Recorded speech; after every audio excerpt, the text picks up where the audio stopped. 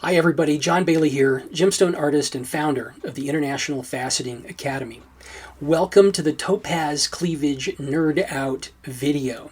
This is the bulk footage that I shot for the Topaz Cleavage instructional video, and I'll put a link to that original in the description below. This is the bulk footage, and it allows you to spend more time just studying piece after piece of Topaz, looking for the cleavage plane and looking at the clues of how to find it. One of the best ways to learn faceting rough is just to look at a ton of it. So this video is to help facilitate that. I hope you enjoy it. Here we have a topaz crystal looking at the prism sides of it. This is the termination, and we might take note of that shape because when we're looking at topaz, quite often we want to look for this termination shape because that's a big clue about where the cleavage might be. The cleavage in topaz is straight across the crystal, straight across this direction, across the crystal. We can see the cleavage here in this really shiny fracture, shiny and flat. And that's what you're looking for to find the cleavage in topaz. So if you have a piece and you can't see the long prism face or the striations here on the growth direction, if you look closely in the reflection, you can see striations lengthwise here, direction of growth. It's more obvious on this prism face. So if we have a broken piece and all we have is this, we can see these growth lines lengthwise. That'll give us a clue the direction of the C-axis, the growth axis. Our cleavage is across the growth axis. If we just find a shiny spot, and quite often we'll see this sort of terraced lines going across it, terracing lines like that is a clue on a shiny area. Multiple shiny areas parallel to each other, like these ones down here and this one here. Multiple shiny areas. They don't have to be a great big flat spot like this, but we want to tune the eye into as I roll this and it creates glare off the lamp. If we look at the entire base of the crystal, we'll notice not just this large face here flashing glare, we notice this little spot right here flashes glare at the same time because it's parallel. We'll notice these small flat zones here and this little stair-stepping zone right here. Notice that they all flash light at the same time, showing that they're all parallel faces. A bunch of little tiny parallel faces, that's a clue to the cleavage plane. And in topaz, it's one direction, straight across the crystal. So once you find it, you've found it. We can find shorter crystals like this with a different shaped termination. This is the termination of the topaz crystal. So we're looking down the C-axis here. Looking on the prism faces, again we see the striations of growth. These parallel lines right here. This indicates C-axis in this direction. So the end of that, or where the sharp point of my pointer is, that should be cleavage plane. And when we roll it to that position, what do we see? A whole bunch of shiny flat surfaces that light up all at the same time because they're parallel to each other. One of the things we see right here, and this is another big clue in looking for cleavage planes in any material, is this iridescence. That's an open cleavage plane slightly inside the stone. It's right here. It's not very deep. But a cleavage plane that's open will flash that iridescence. Every iridescence is not necessarily a cleavage plane. It could just be a fracture. In this case, we notice that the iridescence lights up at the same time, in the same orientation to the light, as all of these flat surfaces, all flashing at the same time, all reflecting light at the same time, like a bunch of little tiny mirrors. When we see that, it's a pretty good bet. This is a cleavage plane inside the stone, and it's casting this iridescence. So the termination is a clue. Anything that cuts straight across the termination is going to cut straight across the C-axis. So the cleavage plane perpendicular to the termination. Growth lines. The cleavage plane cuts straight across the growth lines. So when we find growth lines perpendicular to that, that's our cleavage plane. We roll it down here and we confirm. Flat parallel faces, all flashing at the same time, and this iridescence. So the cleavage plane straight across this piece. This is a super easy piece because we have the crystal shape. Here's another little crystal. It's short and stumpy. What do we see? Growth lines. What do we know about those? They're probably running along the C-axis. This is probably the C-axis. Here you see that we've sawn this, and as we sawed through, it finally gave up right along the cleavage plane here. And we can see it on this side. This is a really great example of the shiny terracing effect. As we tilt it, all those surfaces light up at the same time. They're all parallel mirrors. That kind of effect, that just screams cleavage plane.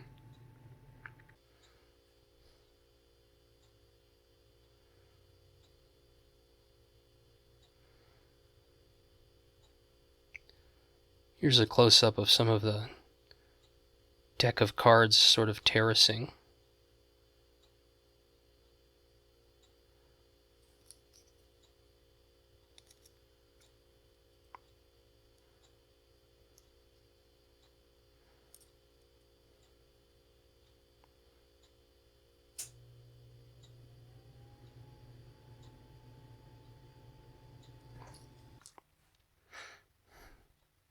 Here's a nice big crystal with a nice termination and nice prism faces here. We can see growth lines down the prism faces. So figuring out where the cleavage plane is on this crystal, really easy. Here's our growth lines. The termination of the crystal is really obvious. The long direction of the crystal is obvious. The cleavage plane will be running perpendicular to the termination, straight across here. And when we look really close at the end, here's our shiny terraced effect. And this little surface also flashing, showing us the cleavage plane. Turn it to the end. Great big shiny flat surface, the terracing effect, and a little iridescence here for this little flake that's open. Super obvious. This is a no-brainer. What we do see that could be tricky is this little shiny area right here inside the crystal. And when I shadow with my hand from the side, you see it goes dark. It's actually reflecting light from this side over here. So I'm blocking it, I'm shadowing it, and it's turning dark. That's a reflective surface inside the crystal. And that's offering to trick us because we might mistake it for a cleavage plane. Here it is, relatively flat. These are shadows. It's shadowing now from the light on the white paper. And when we get the correct angle, here we're getting some iridescence from it, this little green flash.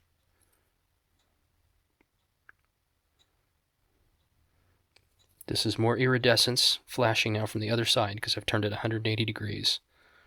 This iridescent flash right here, this green, that's that shiny surface inside the crystal.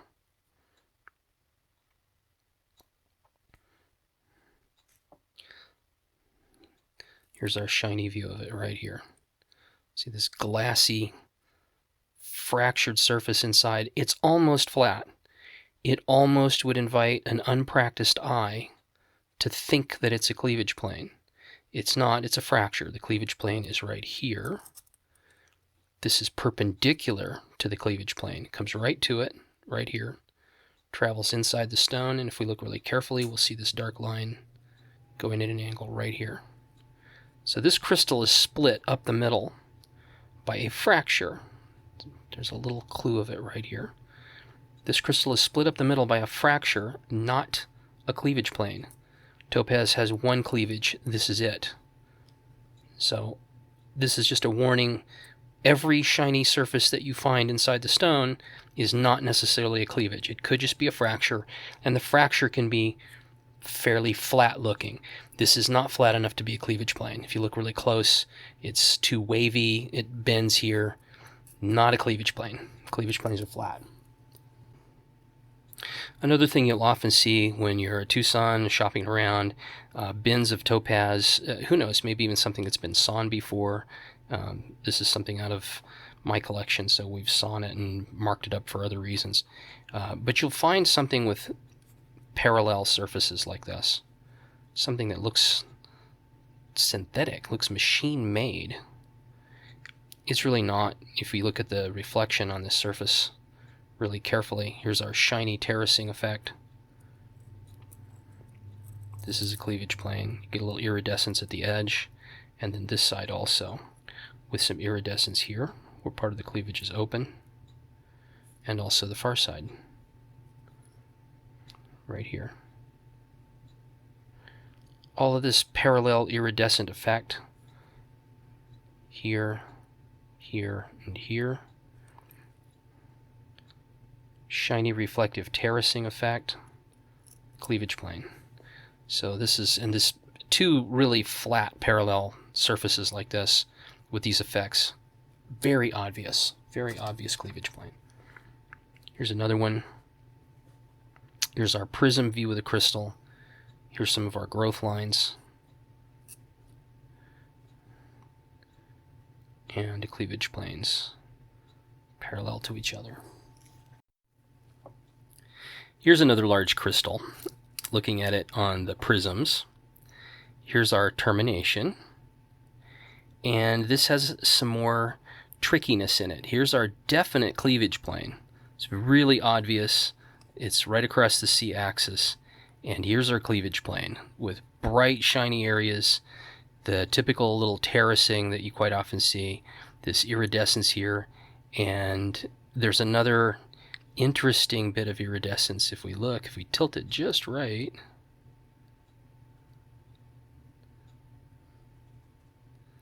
we see this iridescence right here.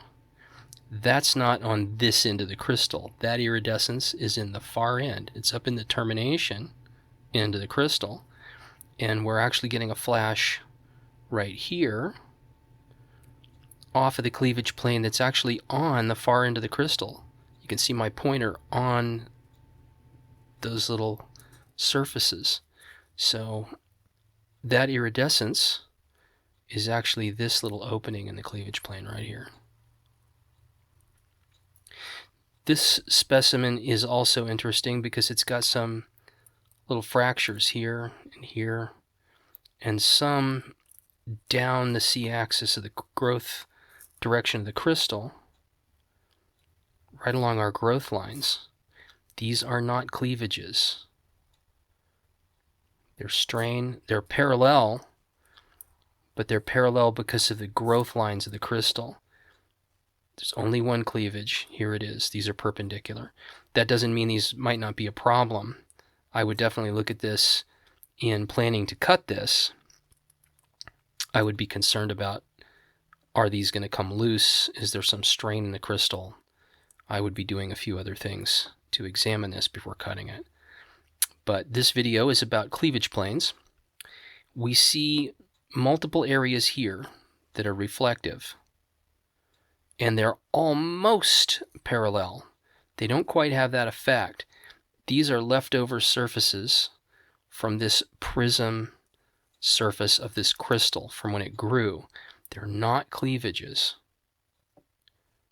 And in topaz, we want to notice that it has quite often large flat surfaces on its prism faces, and they can look like maybe this is a cleavage. So if this was a fractured, fragmented up piece, and we looked at this and rolled it around, we might be misled by this.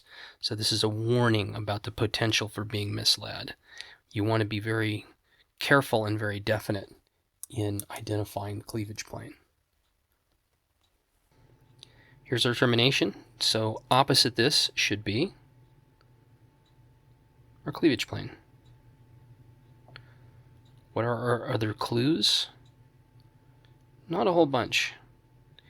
We don't want to mistake this effect for cleavage plane. There's one cleavage plane in Topaz. This is it. These flat surfaces are perpendicular to the actual cleavage plane. So we do want to be careful, and we do want to double check and make sure we're not getting fooled. This is super obvious as an actual cleavage. This is just a little bit of a shiny area. This is the actual termination here, these two sides. And this is typical of a lot of Topaz, where the color zoning is in these kind of lobes in the end. It's because Topaz is biaxial optically. And you see when we roll this, the color weirdly looks different. It's because we're looking through the crystal in a different direction optically. It's not just zoning. So we roll this around. We believe this sharp edge right here is the termination. These are the two sides of it. So we should be able to go perpendicular to that. And right along here, we should find a collection of little flat surfaces that are all optically parallel. And you see them all flashing. Where that flash comes, that's our cleavage plane. Here's another piece. This is really obvious. It's a dead giveaway. With all of these large flat areas and this iridescence lighting up right here. Really obvious.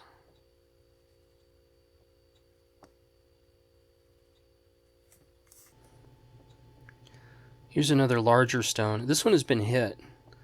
This was struck in this area, and it opened the cleavage a whole lot from this side. So we've got a lot of parallel cleavage planes that are open. So we've got a shallow iridescence here and our terracing stepping here. If you roll this over and look at the kind of exposed injury to the stone, it's not super obvious, the terracing, but from certain angles, of course, this is cleavage here, and you've got parallel openings here and here, and back here you can see the shadow right here from another plane that's open. And when we roll it, you'll see shadowing here. It's open all the way across, and as we roll it some more, we'll see iridescence. It'll light up here. The edge of that opening is here, so it's open all the way across from over here all the way to here. That's just a big flat flake that's going to come off. Here's another edge of a cleavage that's open. This is a fracture or a flaw.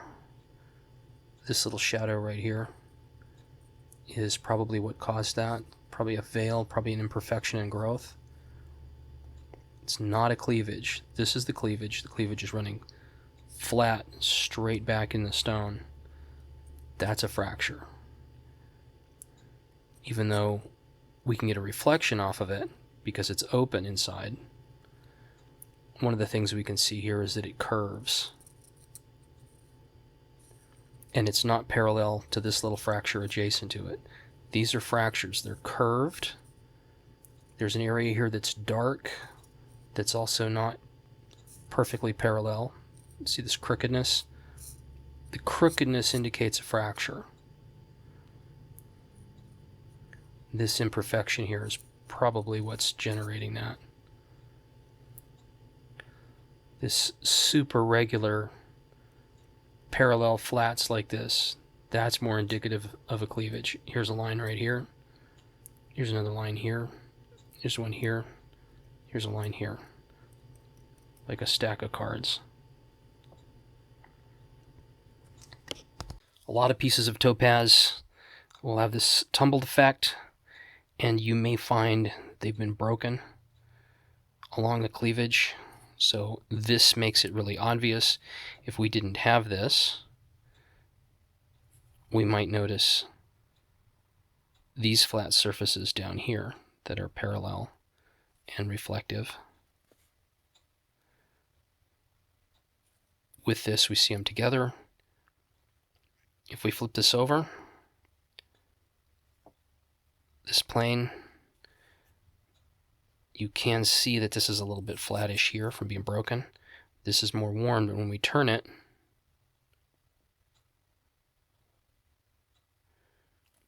here's our shiny parallel mirrors.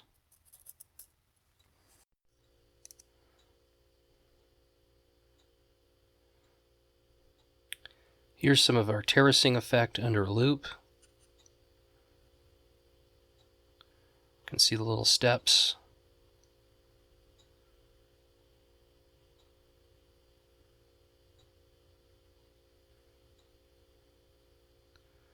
For scale, this pointer is a sewing needle. Here's our iridescence.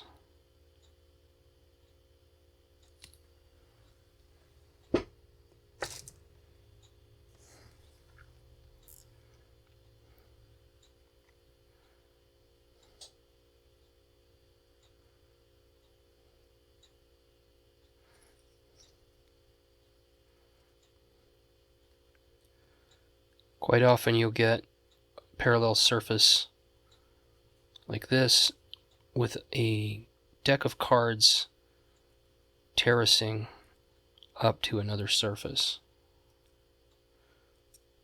Sometimes just a small amount of this sort of edge of a deck of cards or a ream of paper effect is what you'll see. Sometimes there's just a small patch of that showing. If you have one that's not really obvious, you can just roll it around in the light. And you might find an area of the stone that sort of flashes.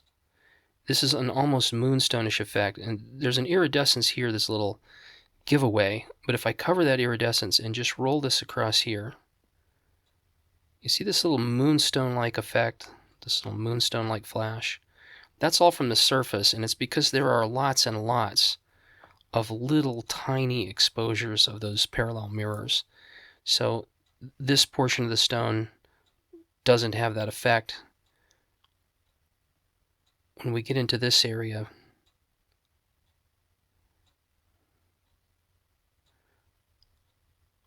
and it's very specific, right? Just a little bit off and we lose the effect.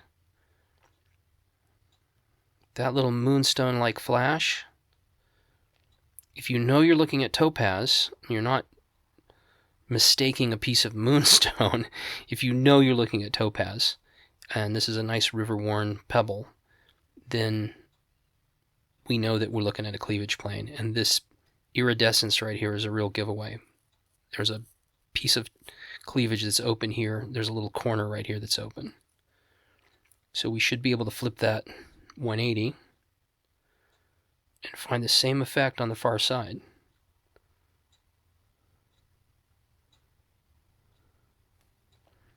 This little flash.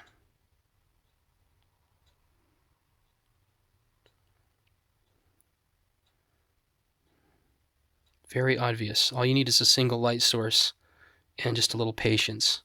You can see a little mirror here and some little ones here that are definite, but the entire surface gives a moonstone-like effect. Here's another example of this moonstone-like effect, where you roll part of the crystal across and it flashes. This is just because there are lots and lots of tiny pieces of cleavage plane exposed, and they're all flashing at the same time because they're parallel. So this moonstone-like effect is a clue to finding the cleavage plane. Where are we opposite that? Somewhere over here, and there it is. There's our effect. And some slightly larger parts of that cleavage. Here's a real oddly shaped piece. Those shiny areas are not cleavage. that's a prism left over from the prism surface on the original growth. These lines right here are actually growth lines. Here's our cleavage plane. Parallels, terraces,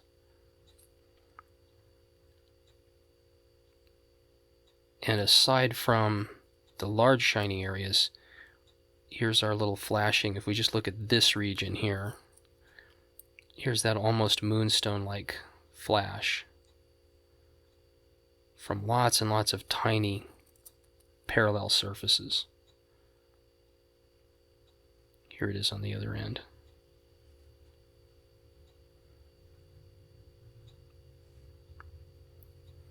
This is not a cleavage plane. This is a crystal surface. The difference between that and this.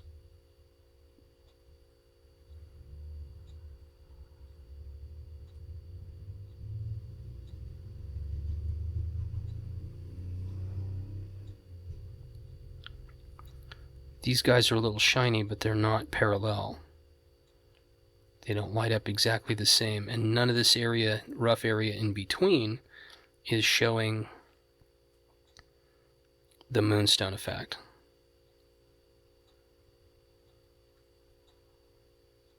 Here the entire area is lighting up, even the rough portions.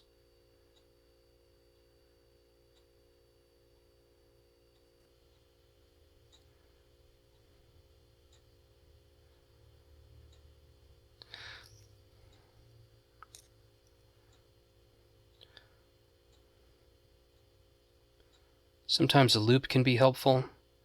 You can see the edge of this sort of deck of cards terracing, even when only a small portion of it is showing.